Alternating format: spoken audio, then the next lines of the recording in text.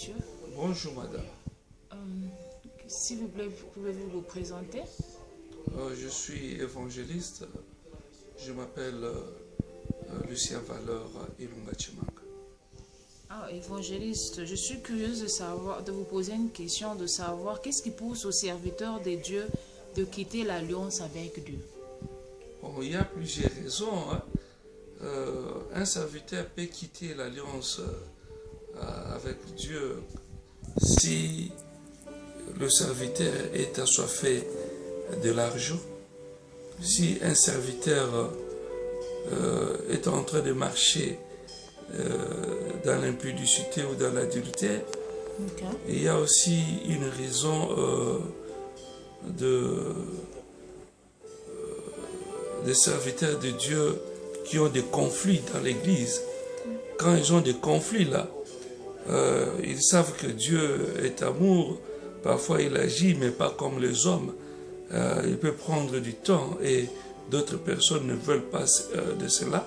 Ils partent chercher les fétiches pour faire du mal à ceux-là qui s'opposent à eux.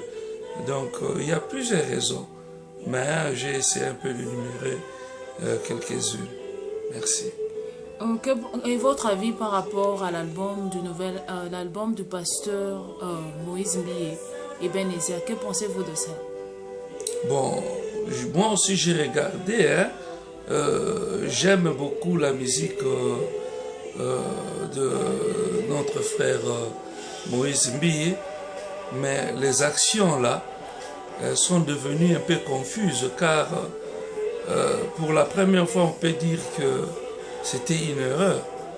Bon, ça s'est répété et les gens se posent des questions, quitte à savoir si réellement ce qu'il a fait, comme les Anglais disent, il mean it, that is mean, il prend ça en considération.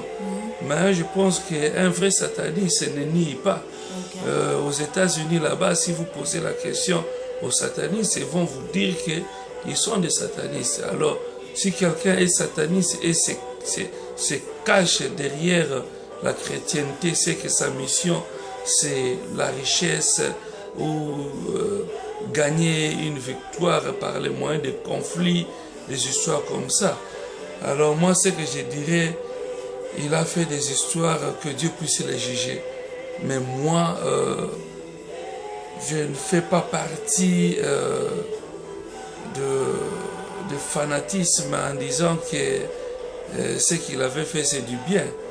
Je n'ai pas apprécié, mais je ne sais pas s'il avait fait ça de son propre gré ou bien c'était une erreur ou quoi.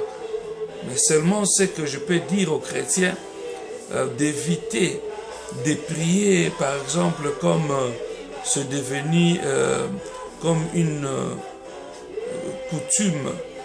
Quand les gens prient, disent je prie le Dieu de tel, le Dieu de tel.